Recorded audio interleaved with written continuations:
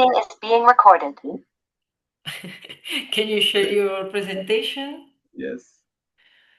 So Javier is going to speak about Elementome trajectories, a framework for studying ecosystem biogeochemical shifts in paleoenvironmental records.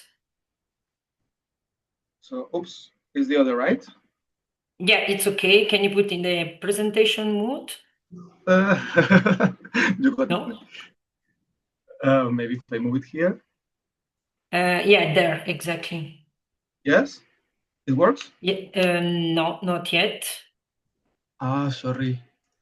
I think maybe it's the other screen. Maybe you have to share the presentation. If you have Yeah. two screens, you have the PowerPoint and also the presentation. Then you have to choose the presentation. Okay, thank you.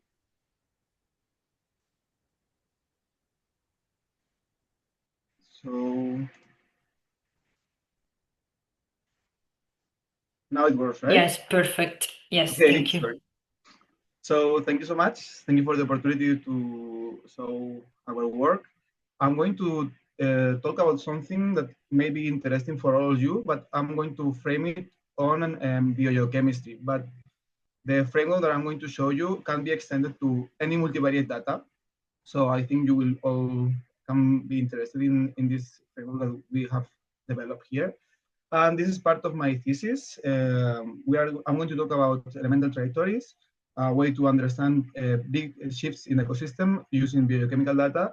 And my thesis is supervised by these three smiling persons, Josep Peñuelas, Jordi Sardans, and Sandra Nové. So it all started because we had a question. We wanted to know how much the biochemical composition of ecosystem has changed, especially in the Anthropocene, because we expect that since carbon and nitrogen are more available in our ecosystems, we expect that ecosystems are also shifting. So that was the initial question, but it came with a challenge. The challenge was, okay, now how we measure that? How can we actually assess changes in the biochemical composition of ecosystems? So the solution we found was investigating biochemical changes across the layers of lake sedimentary records. So this work was published in Ecological Indicator recently, so you can find any information you want about it there. But basically what we do is that we do XRF analysis and also carbon and nitrogen analysis on sedimentary records. And then we do a classical PCA plot, or with what we call the Elementome. Sorry, I didn't explain that before, but we call Elementome to the elemental composition that characterize a sample or a system. In this case, we do the Elementome, we characterize the elemental composition of each layer, and with that, we try to see the changes in the elemental composition of the ecosystem across time. So just by looking at this PCA, we can see the trajectories from K to A, and this is very descriptive, this is very insightful, but we wanted to go further and we want to quantify this. So we are going to quantify the different metrics of this trajectory. And to do that, we do moving windows. And within this moving window, for example, we calculate the internal variance of the data. So we start calculating it. For example, here, you see that the internal variability within, or the distance between these samples is changing with the size of the moving window. The moving window is time fixed, so it's the same amount of time every time. So when we finish, we have a profile of what we call the elemental turnover, which will be the variability of the elemental composition across time in our core. So we also did more metrics. We did elemental turnover, but also trajectory directionality, which measure how much the samples within the moving window are shifting towards the same position in the multivariate space. For the trajectory speed, we will be the summatory of the distances between the time of the moving window. So for example, here, if all the metrics are low, we see that there is a stable stability pattern, but also elemental turnover and speed could be low, like in this example, but directionality will be high. In this case, from A to D, there is a clear direction. This will mean that small changes are happening. So it's a slowly shifting system. But also, for sure, we can find high magnitude shifts, and it will be exemplified by big elemental turnover and big speeds. So this now can all be calculated using the EcoTrash package in R. So the calculation of all these metrics is very straightforward. Now let's move to the Azores archipelago. This is Lake Calderao in Corvo Island. And what we did here is that we calculated the trajectory analysis of the elemental composition. We see that the elemental trajectories started in a more carbon nitrogen dominated space, but then it shifted to a more terregenous dominated space and then came back to a more carbon nitrogen space. We calculated the directionality, the speed, and the elemental turnover, and we found that, for example, the start of the increase of the fire regiments after human arrival merged with with increases in trajectory speed, turnover, and directionality. And also, when the system was shifting to a more pasture-dominated vegetation, we see that at the beginning there was big elemental turnover, for example, and big directionality, but with the time, directionality and turnover and speed decreased, meaning that the system was getting stable, was getting in a stable position after the development of the pastures. So we did that for 5 islands in the 5 lakes in the Azores archipelago, and we found that most of them also shifted towards a more carbon dominated space. But this is just the beginning of trying to answer this question. This is just a small insight. I want to show you now more about what else can we do with the trajectory analysis, with elemental trajectory analysis. And for example, we can calculate the dominance of one specific element in the system. And for example, we know that titanium is a erosion proxy. So we wanted to understand erosion patterns by looking at trajectories. So here, for example, we calculated a metric, we call it terragenosity.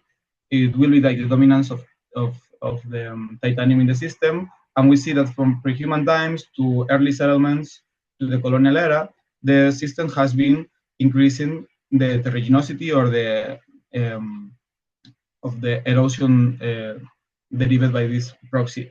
And also we see a similar pattern with accumulation of sediments. We upscale this study with lakes from basically most of the Atlantic.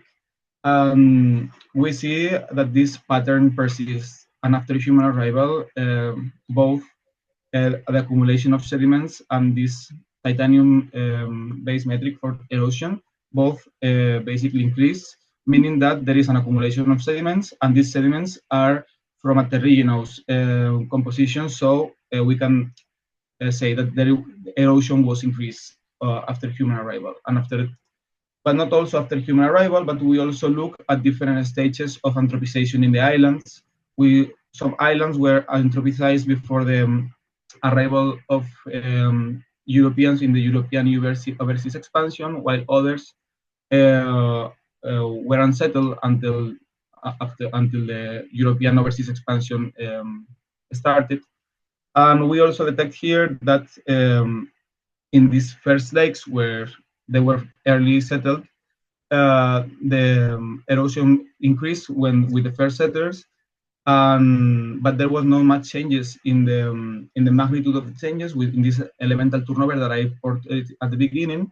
But on the islands that were first settled in this European overseas expansion, the magnitude of the changes was massive in comparison.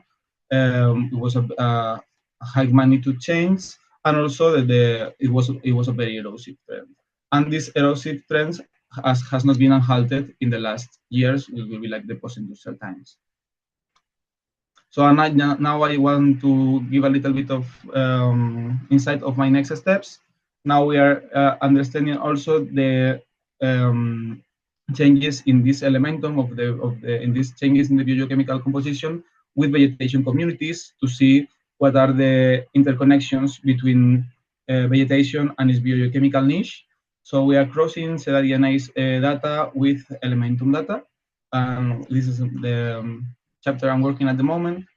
And lastly, we are also addressing Elementum shifts in non-sedimentary archives. Why? Because if we really want to know what is happening in the ecosystem and we are only looking at sedimentary records, then we are biased towards erosive process and catchment processes. And we should also consider, for example, changes in biospheric sources, for example, tree rings. So we are complementing our research on sedimentary records and lake records with tree rings biogeochemistry. So the take-home messages I wanted to portray is that the elemental trajectory analysis can be used to quantify and characterize temporal biogeochemical changes using multi-elemental data. But moreover, these elemental trajectories can also be excellent proxies for characterizing environmental changes beyond biogeochemistry, as I portrayed in the example of the source. But also, and lastly, trajectory analysis can hold promise beyond elements. So if you just have time and multivariate data, this framework could be for you, and maybe you may be interested. So thank you for the attention and the opportunity to show our research. That's it. If you want to contact me, that's my mail. I will be very happy to answer some questions. Perfect. Thank you very much, Javier, for the very interesting presentation. Do we have any question?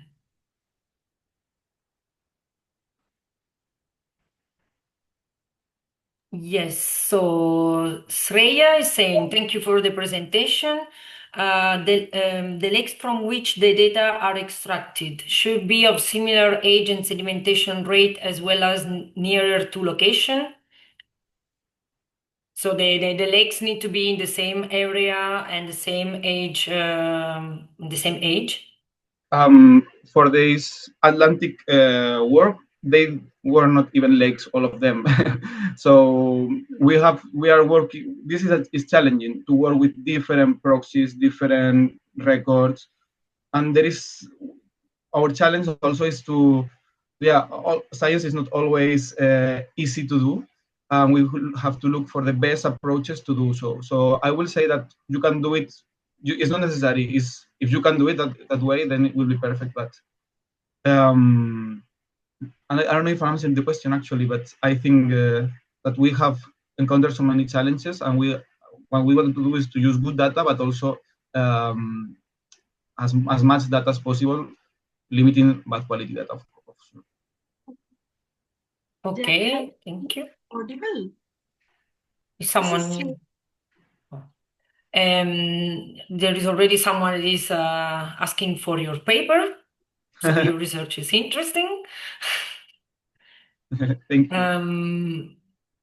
I also want to remember that there are still some questions in the chat, so you can continue to answer later.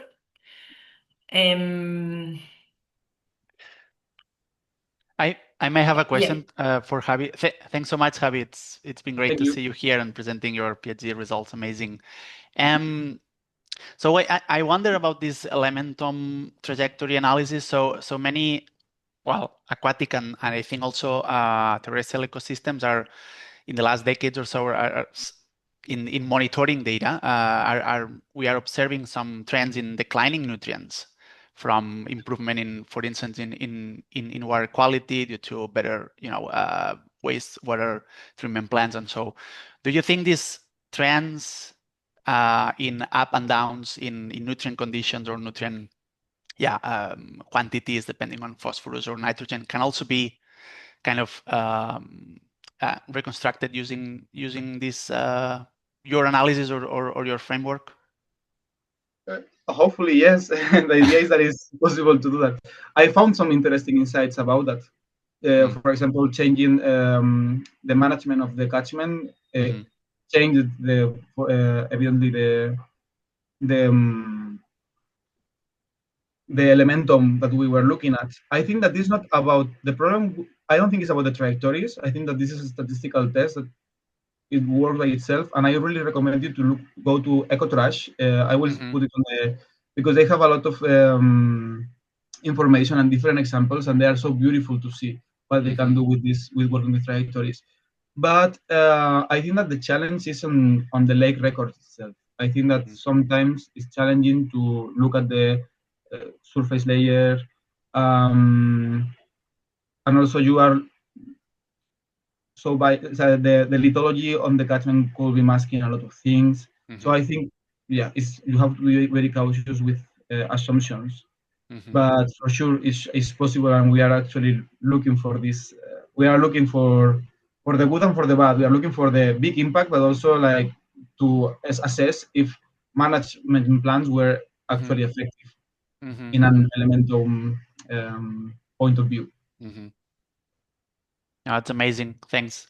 I think there are lots of potentials because XRF data, it's something that people, or most of the groups, do in a regular basis. So I think there's lots of potentials to understand these changes as well. Actually, the idea, I was nervous because of the presentation. I forgot to say, but the idea of that is to move beyond using ratios and also maybe single elements, because elements are very insightful by themselves. So this is a framework that you can use for using. It's very easy to use actually.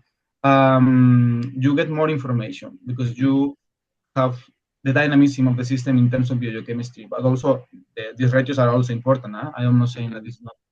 And also there is a lot of opportunities and data was not analyzed. So there is a lot of opportunities within your research groups. I'm sure there is a lot of XRF files that have not been analyzed, and you can start doing so. Definitely. Thank you. Thanks so much. Amazing. So let's move to the last presentation. Isaac Armstrong, tracking food web change through sediment cores by improving Bosmina size structure reconstructions. Isaac? Hello. All right. Hello. So everyone can see my screen okay? Yes, everything is good. Thing Thank you. does. Awesome. All right. Sorry, I'm just gonna minimize my camera.